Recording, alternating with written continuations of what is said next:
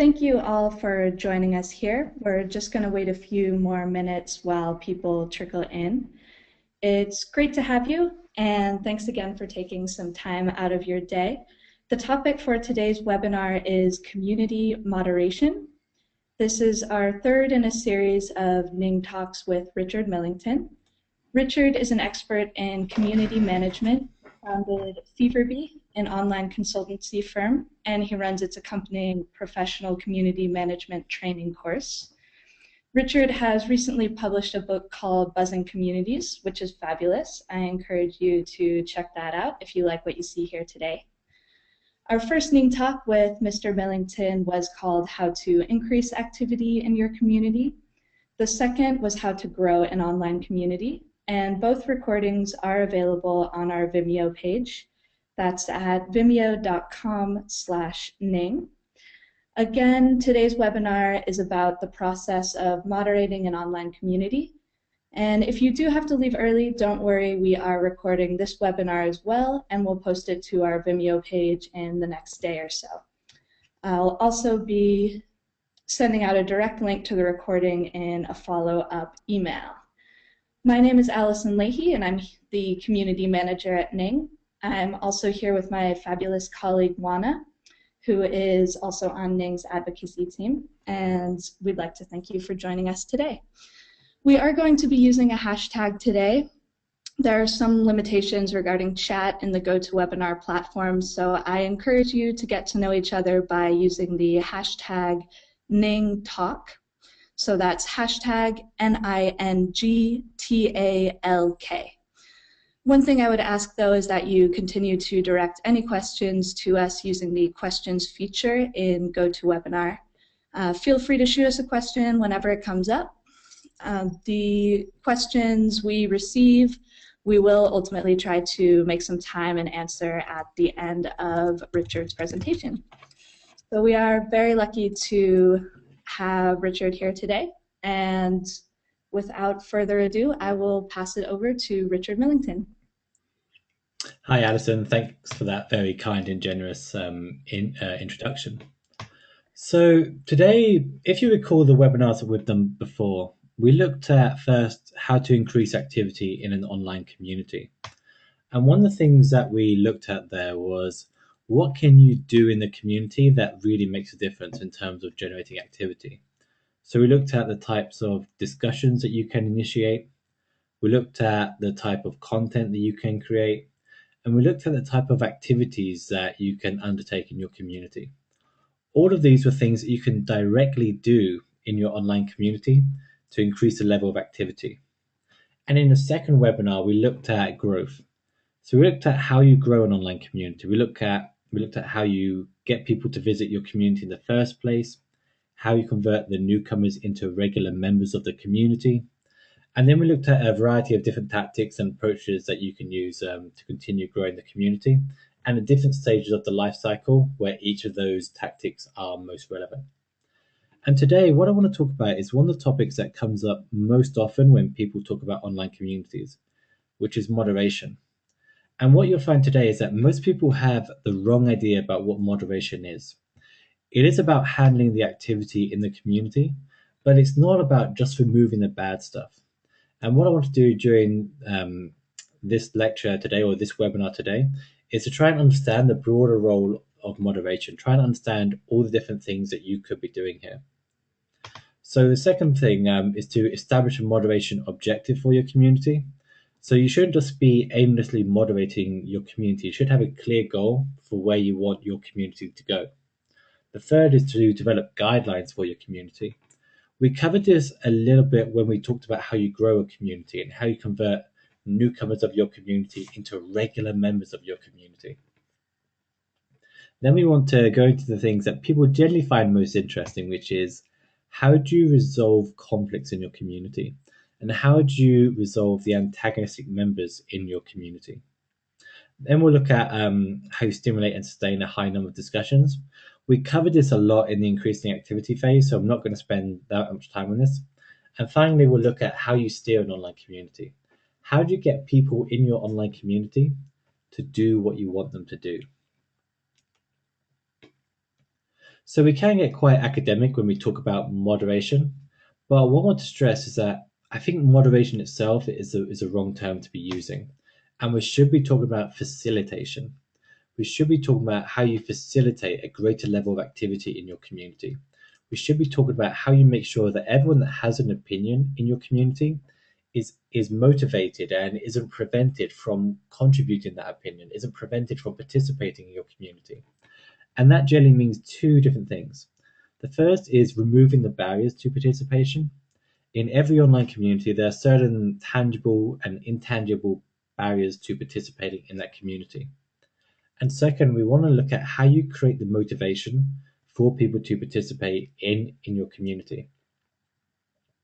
But let's break both of these two things down. When we're talking about the barriers to your online community, what prevents people from participating in your online community? We're generally talking about five specific things. The first is spammers. I think we all know what spammers are. They're people that come to your community under different guises to promote something that's completely irrelevant to your community. Now, in just a small dose, it doesn't have much of an impact. But if a community becomes overwhelmed with spammers, then obviously that's going to be a big issue. The second is inappropriate material. Material that isn't relevant or material that simply doesn't fit what your community is about. If you're getting lots of links to porn or anything like that, then obviously that's going to be a barrier to participating in your community. People won't be able to find the good stuff in your community. The third is conflicts. And what we'll learn a bit later on is that conflicts themselves aren't necessarily bad things. In fact, conflicts can be a positive thing for many online communities.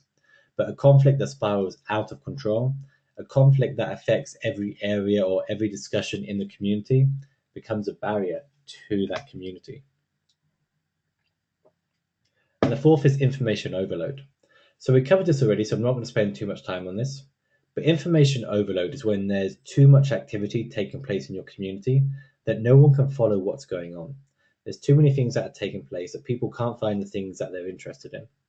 So you can control that by looking at the social density of your community and how you increase that social density or dissipate that social density. And fifth is a lack of narrative in your community. So a lot of online communities simply don't have a narrative that the members can follow. Members don't know what role they're playing in the broader context of that community.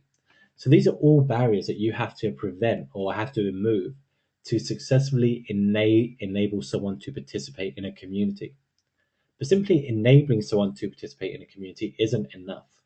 There are a lot of platforms out there that are very good at dealing with these barriers here, but are terrible at creating the motivation for someone to participate. So by motivation, we're talking about initiating discussions, but making sure that these discussions are relevant to members, making sure that members want to participate in this community, making sure that members can always find something that they're interested in that community. It's about soliciting contributions to the discussion, reaching out to members. It's about recognizing your members. When members do something good, how do you recognize that? How do you use that recognition to stimulate further activity in your community? It's about having the right guidelines in place in your community. And also it's about highlighting the popular material in your community. People want to do what they see other people doing. So it's very important in your community efforts that you're highlighting what people in your community are doing. So we're going to go into each of these in a little more depth. But first, I want to cover the moderation objective for your community. So if you're going to be moderating your community, you shouldn't just be aimlessly doing it. You shouldn't just be removing anything that you consider bad, because how do you know what's bad? Where do you draw the line? Sometimes it's a good idea to allow off-topic posts in the community, and sometimes it isn't. But that's why you need a moderation objective which fits with where your community is going now. So if you want to increase the number of participating members in your community, that would be a very different tactic or a very different approach that you would use than if you just wanted to increase the number of posts. So if you have a lot of posts from a very few members, then you have to concentrate on increasing the number of participating members in the community, not necessarily the increasing the number of posts. So that would be greater levels of recognition. It would be looking at your newcomer to regular conversion funnel. It will be a variety of things like that. if you want to increase the number of discussions, so there's a difference between the number of posts and the number of discussions. So you can have very few discussions that get a huge number of responses, a huge number of posts, but it doesn't benefit your community that much because there aren't that many discussions. And so if you want to increase the number of discussions, it usually means moving the community away from what it is now. Moving the community so they're talking about other things than what they are now. How do you keep fresh discussions taking place? How do you make sure that your community is on the cutting edge of its field? If it's a community of practice, for example, then you want to be making sure that any changes in the political environment or technological environment, economic environment, any changes that's new, any change that's going to have an impact on your community's field are mentioned here. You want to be able to be sure that you're always generating fresh discussions. So your approach to moderation will be to highlight those sorts of fresh discussions, will be to generate more activity there. Fourth is to improve the quality of discussions. So quality is a very subjective term, but if you feel that your community is going downhill, if you see that members aren't talking about things that are useful to other members, then your objective might be to improve the quality of discussions in that community. Fifth would be to facilitate closer relationships between members, but I'm not going to cover that in this lesson today. And sixth is to steer the community in a direction where it needs to go, which I'll talk about in just a minute. So let's begin with community guidelines. I know we focused a little bit upon this when we did converting newcomers into regulars, but if you missed that, then I'm going to cover it again now. But I do recommend that you go back to that webinar as well. So for community guidelines, the biggest mistake that most organizations make is spending too much time on them. The problem with guidelines is that they're usually too restrictive. They tell people what they can't do rather than what they can do in a community. So if you look at guidelines like this, for example, it's too long, it's a full set of rules telling people what they can't do, but no one is going to read this. So instead of having guidelines that tell people what they can't do, you need to have a welcome guide that defines what members can do in the community. And that usually means co-creating a constitution as well. So in a welcome guide, what you want is how members can get started in your community. So what are the very first things that they can do? And it's a good idea here to have a relevant discussion that's taking place in the community that they can participate in. You also want to cover the community culture. So when people visit a community for the first time, they're going to have certain reservations about participating. They're going to have what's called a social fear of participating. So what they need to do is be guided on what the culture of the community is. What does a typical post look like? How do people respond to that community? And you might also want to include here the history of the community. So the history helps create a narrative for that community. It helps create how people can participate in the community. What is their broader role within that community? And alongside that, we also recommend having a constitution which details the purpose, the personality, the beliefs, and the governance of the community. So again, you can go back to the last webinar to find out more about this. But what this basically does is it's something that's co-created with your members, and it becomes that founding document of the community. It describes what the goal of the community is. What is the community supposed to achieve in the world? How does it help its members? And that can be help their informational needs. It can be helping their social needs. So it can be anything along those lines. It can also be about the personality of the community. If sarcasm is tolerated, if swearing is tolerated, anything along these lines can be great as well. And it also highlight the beliefs of the community. What does the community believe to be true? What is the community against? And finally, it will showcase what the governance of the community is. And so by governance, what we mean is what are the rules about how members are supposed to behave? What behavior is expected of both the members and the person that's running the community?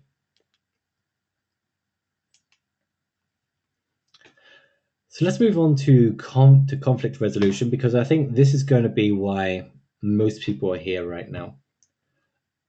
At some point in your community, two or more of your members are going to have a fight.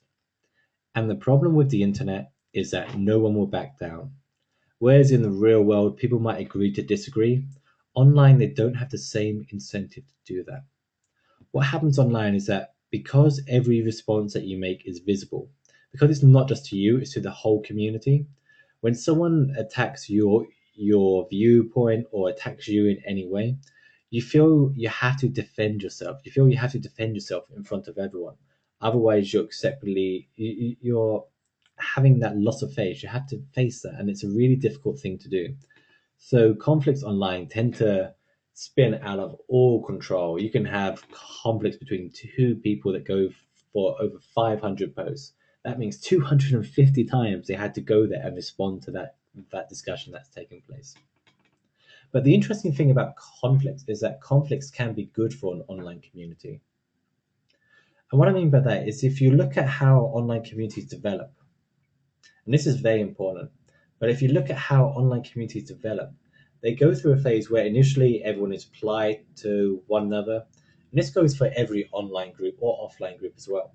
Initially, everyone is polite and they don't reveal their true selves. And what happens is that communities and groups, they go through this phase where they're not so polite to each other, where they have these conflicts, where they begin to express themselves openly and honestly and say what they really feel about different issues. Now, this is an important stage for a community to go through. And one of the biggest mistakes that a lot of community managers do is that they get involved in conflicts too quickly. As soon as two members disagree, they get involved and they stop there. And that's a big mistake. It's a big mistake because conflicts don't have to be bad for a community. Not only are they good in terms of developing the online community, they're also good in the sense that conflicts also increase the level of activity. No one leaves in the middle of a fight. So conflicts can help increase activity in the community. It can provide different viewpoints that people can understand and support. So it can be a good regular thing. So conflict can develop the community. It can increase the number of repeat visits. But you should only be getting involved in one of two situations. The first is when the conflict gets personal. So if someone starts attacking someone personally and not about the issue that they were initially discussing, then that's a good time to get involved because you don't know where that ends. And second, if there's a direct threat made. So if there's a direct threat against another member of the community, then obviously you have to get involved then because you never quite know where that's going to end up. And I'm sure we've all heard the stories of where it has gone entirely out of control. Another thing that tends to arise from conflicts as well is that they're fine when they're controlled in one or two discussions that are taking place in the community. But when it comes a lesser disagreement about the issue and more personal animosity between two or more members of the community, then it's important to get involved because this can then engulf all the different discussions that take place in your community. So if you can see from your data that there's a declining number of members in your community, and it seems to be the result of the conflict taking place in your community, that's a good time to get involved. But when you do get involved, there's a certain approach you have to take. And the first is to do it individually.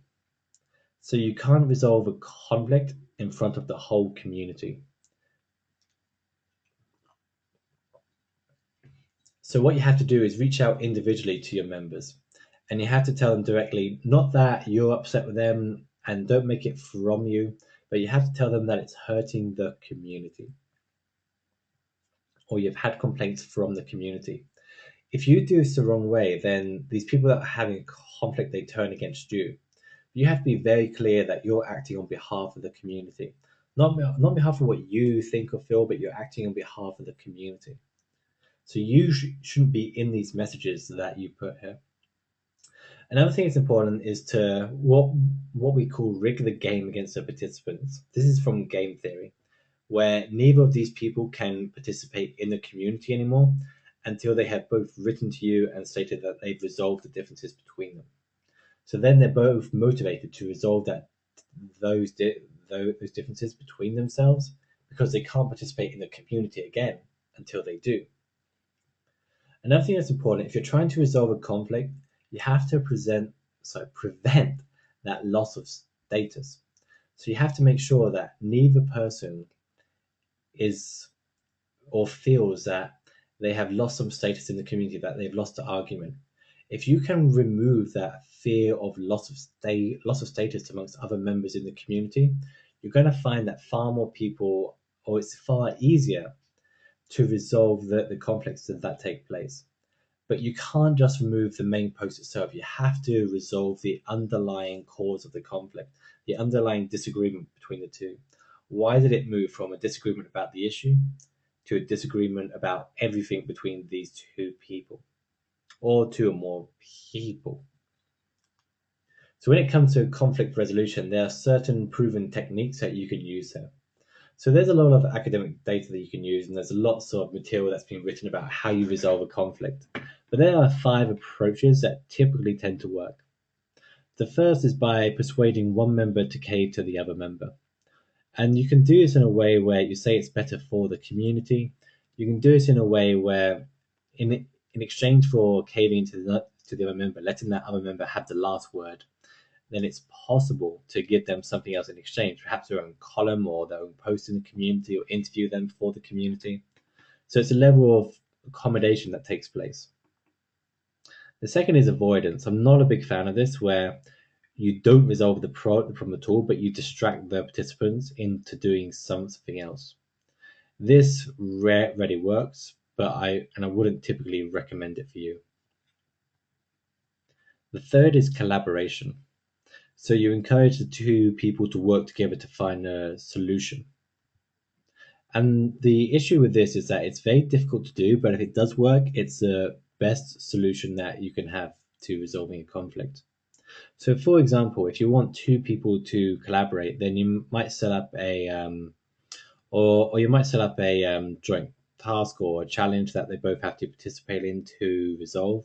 Try and find if they can create a ebook, perhaps, that both uses their sides of the story, or find a way that they can work together to find out what the answer to that problem is. The fourth is by compromise. So where they both have to give way in some regard, where they find out what the minimum acceptable thing is to them all. What are they each going to accept to continue participating in the community without any further issue that takes place? And the fifth is competition. So in competition, it's where both people compete to win the conflict. So this can work really well if it's done right. So, for example, what we quite often used to do in the video gaming online communities I used to be involved with, was when two or more people had a conflict about an issue that's getting personal, we would set up a poll and where they could each recruit their friends to vote on who they thought was what was right. And so it's quite intense for a week or so, but at the end you have that resolution. You have the point that they've competed and someone's won. The community has supported one side or the other. So you have that, and then you can move on past that.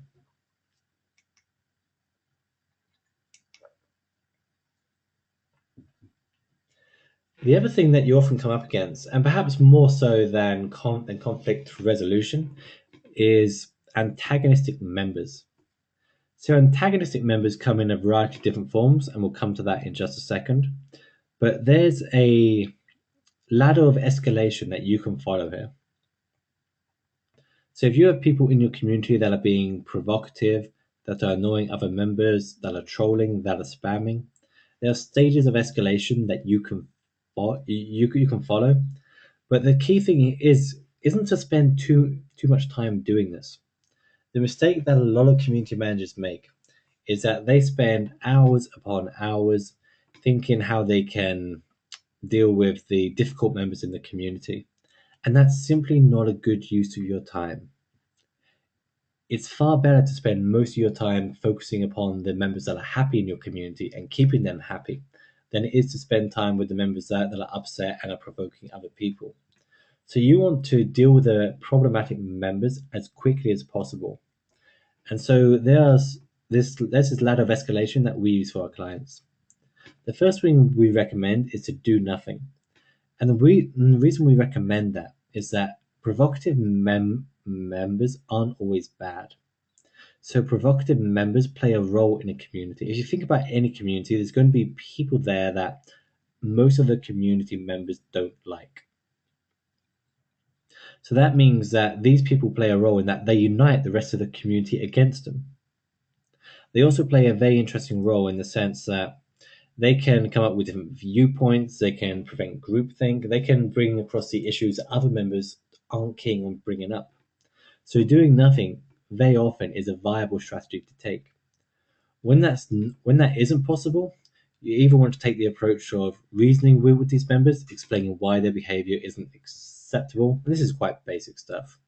Um, Try and befriend them, try and understand what their issues are, and try and see if you can resolve those issues, or distract them, put them in charge of something that's completely irrelevant to the community.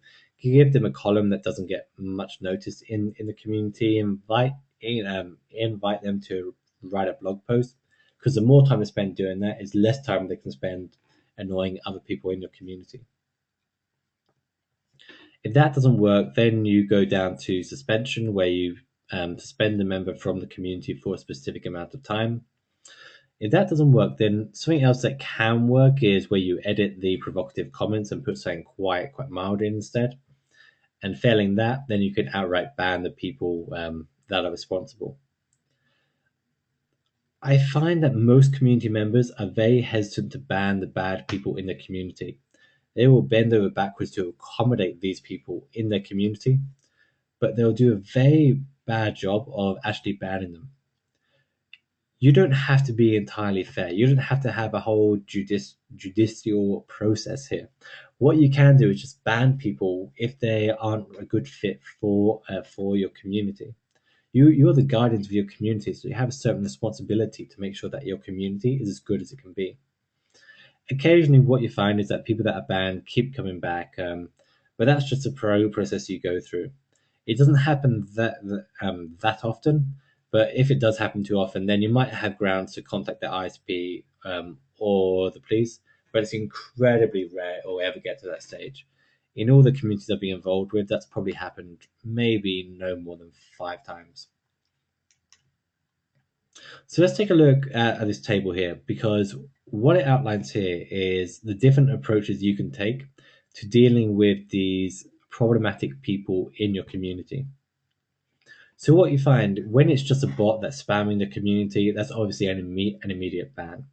But when it's a real person that's spamming the community they join and immediately spam, that's obviously an immediate ban. There's no point in going through that whole escalation process then.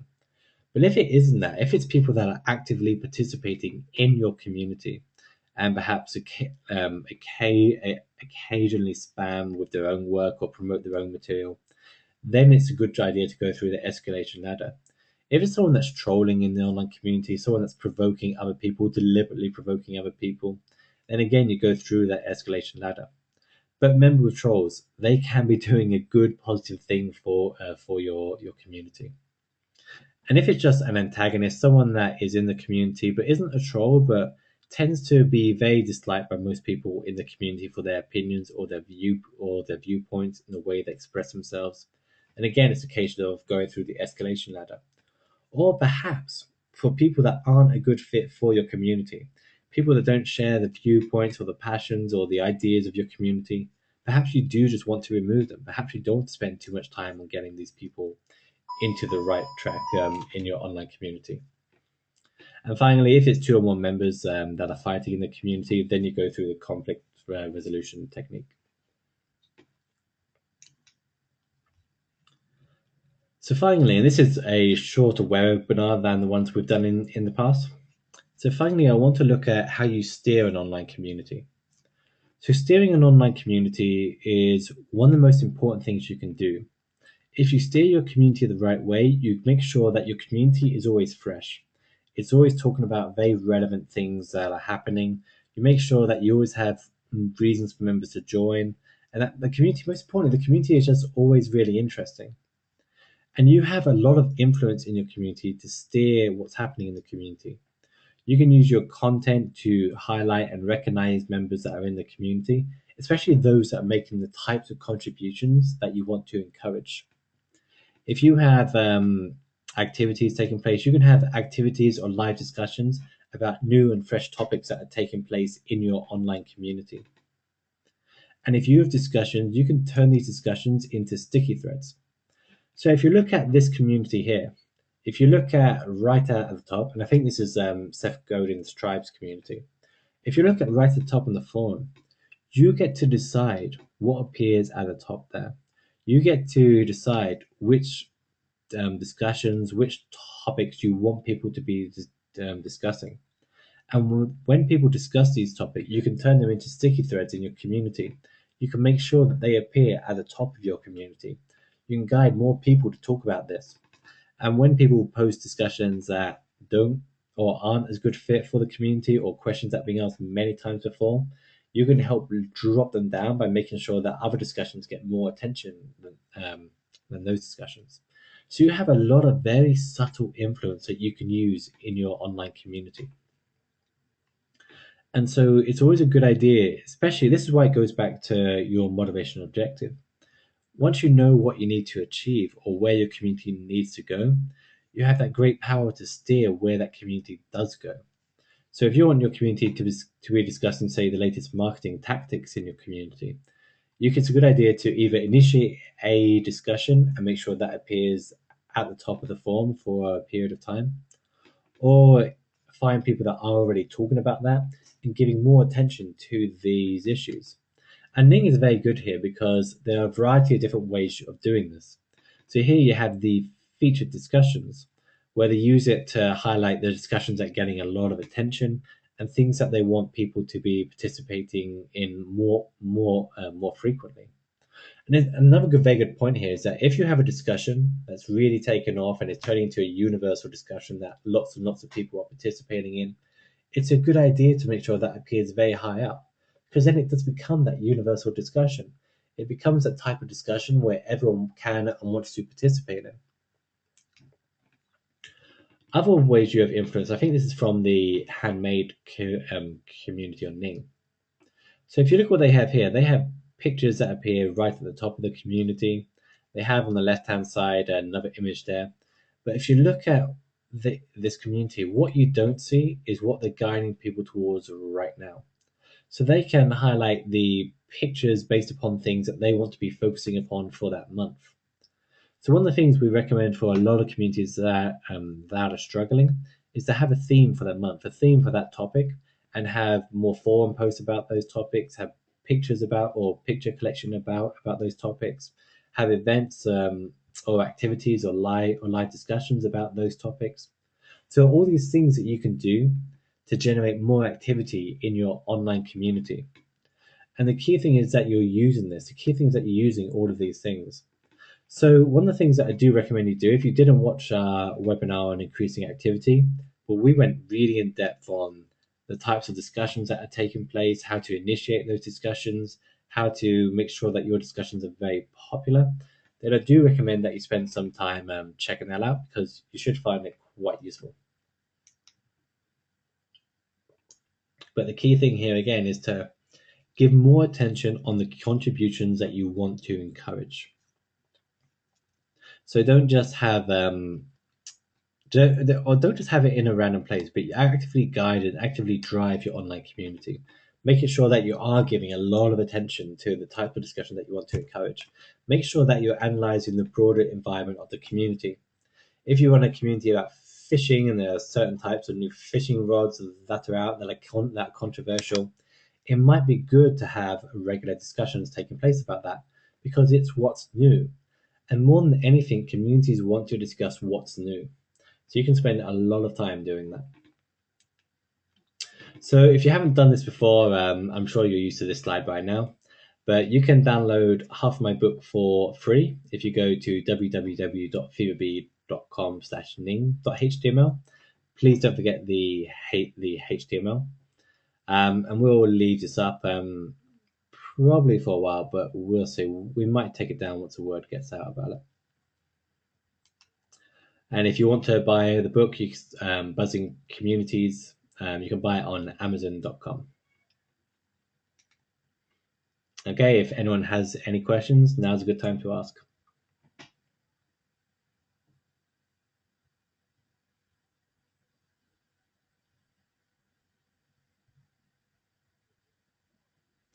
Alison, if you're there, the questions aren't showing up for me, so I might need you here.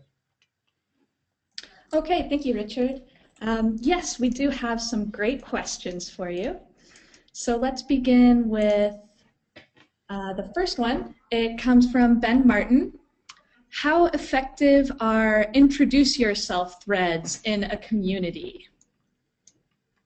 So we covered this a bit in the last webinar that we did. I generally don't like introduce yourself threads because they don't have any real impact upon the community. They don't tend to be a stepping stone to getting more involved. What I do like is that when people join a community, they have a discussion they can participate in that solicits their opinion on an issue. So, what are the biggest issues that are taking place in your community or in your community's field? And have regular discussions about that, and then guide newcomers to participate in that. Because then this is also a thread that other people in the community are going to read, whereas those introduce yourself threads typically aren't read at all. So that's what I would recommend.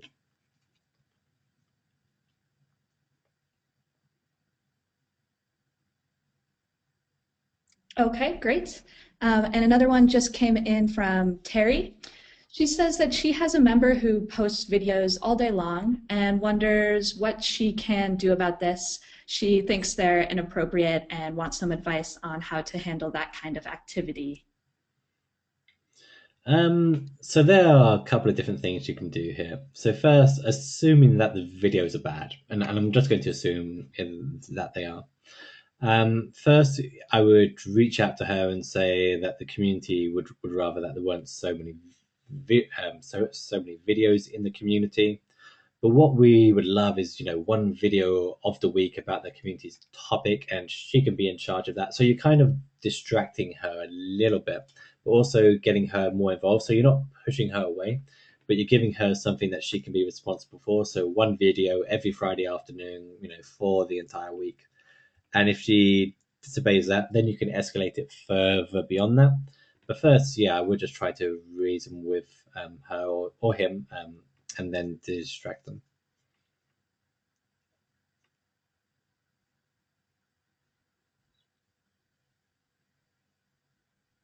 Okay, perfect. Thanks. She chimed in there to just to throw out that those videos are not relevant to her community. I think that's something that many of us see, people trying to either promote their own work or, just not sticking on topic. So that's great advice to try to steer the conversation back. And another one here comes from Keith. Keith is wondering specifically about what types of features to use in a community. Do you recommend using a blog and a forum, or is that repetitious? So this is a tough question to answer because it depends so much based upon the community and what your audience wants. What I like a lot is having a forum that appears at the top of the community. So if you look at rockandrolltribe.com, I like their layout a lot. I like baristaexchange.com a lot. I like those sorts of communities. But then having a blog page beneath that or to the side, where people can contribute their ideas and opinions.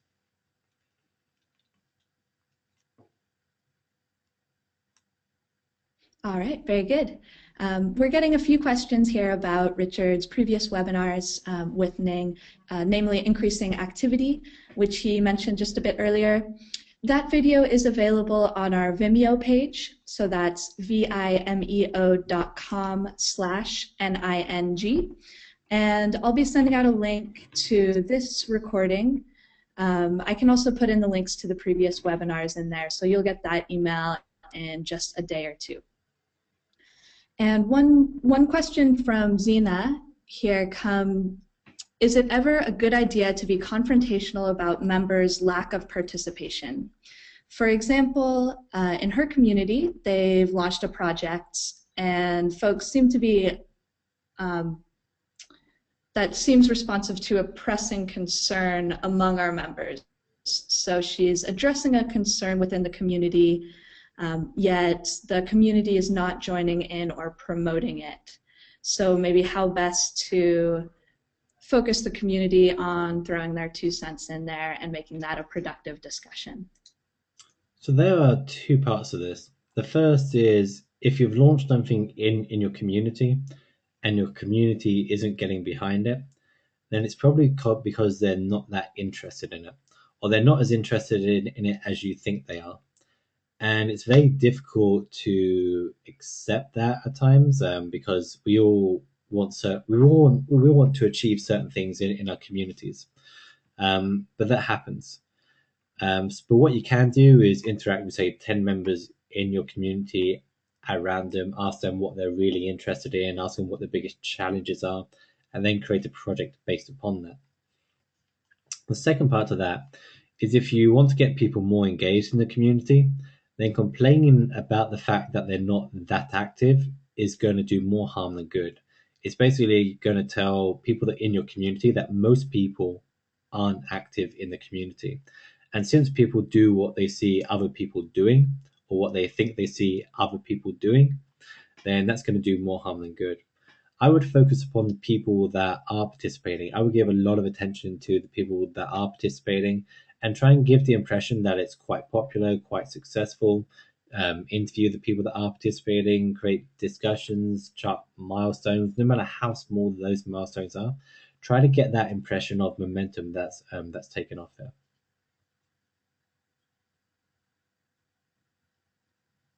All right, very good. And one more question here from Todd Kavanaugh. This one particularly relates to internal company social platforms. Todd says that he has both an online and offline daily interaction with employees. Does the offline interaction affect the way you moderate the online interactions? Yes, because from the offline interactions, you know more about the personality, you know more about members, you know more about the people you're trying to reach. And it's also going to be very difficult to remove someone if you're going to see them in the canteen, you know. So what I would say there is that yes, but it's going to be very difficult to specify how without knowing more about your audience and more about what they're doing. What typically happens in communities with both online and offline groups is that you know so much more about the people you're trying to reach. You can identify what people are talking about offline and continue that online. You can use the online community to provide a location where people can learn more about their topic, where they can decide who they support on that topic, where they can help each other. So it really helps to augment those offline discussions with online discussions as well. I hope that makes sense. I think so, yes. And all right, we'll just throw one more out there and then wrap it up. Thank you Sure. all again for joining us here today, and we do hope you keep us on your radar. We're going to be having a few more of these Ning Talks with Richard in the future. So this one I come across fairly often. It is on the issue of self-promotion, specifically if you have a community, or specifically this community is based around wedding planning and baby showers, and members, when they're trying to help each other out, point them perhaps to their own product pages as well as promote themselves on their profile pages. And Harry would like to know if how to control the amount of self-promotional posts and what the best way would be to filter those and to have her community members actually take advantage of the advertising relationships that she offers in her community. So I struggled with this question for a while until about 2 years ago. Someone told me what they do in their online community to deal with self promotion, and it was an idea that I tried once and it worked quite well. They were getting a lot of self promotion in your community, in their communities, members that were promoting their own services or products or their friends. What they decided to do was say, you're not allowed to do that anymore. except on Friday afternoons. So every Friday afternoon became a promotional day where people had a set format where they could promote whatever they wanted, and became an activity for the community because those people that were promoting those things always had to have new ideas or new things that they could be promoting, or to offer discounts or to do anything along those lines. So it was something that worked really well for her. And I'm not saying this will work in every online community, but it's something that the community looked forward to because it's a promotional day. It was very interesting to be a part of. So perhaps that might not work for you, but it's something that I've seen work well before. Was the second part to that question how to promote yourself? Um, I'm not sure I was, but if it was the case, then what I would recommend here is that it's a good idea to be a part of the discussion rather than try and control the discussion. So a friend of mine runs a HR company here in London, and he was having a lot of difficulty meeting the key people in the HR scene and getting people to buy the service that he was selling. But one of the things that he did was that he created a online community for HR professionals in London, specifically those above the standard level. And he just initiated discussions and different things that tended to come up. And whenever anyone mentioned a problem that they were struggling with, he would make a note of it, and the next day he would get one of his employees to reach out to the member and ask if they would want any help resolving that problem. So it wasn't intrusive in the community, it wasn't over promotional. It's just looking for what problems that members were having, and then getting someone outside of the community to contact them to see if they could help or if they wanted help. All right, sounds great. And we got a lot of positive feedback for that promotional Fridays. That's a fantastic idea. Um, well, thank you again, everyone, for joining us here today. I've had a really great time. I hope you have as well. And thank you, Richard, for taking the time to share your wonderful words of wisdom. Thanks for having me. It's been terrific to be here as always. And if anyone has any questions about this webinar after this, then you can contact me, Richard at feverbee.com. Thanks a lot, everyone.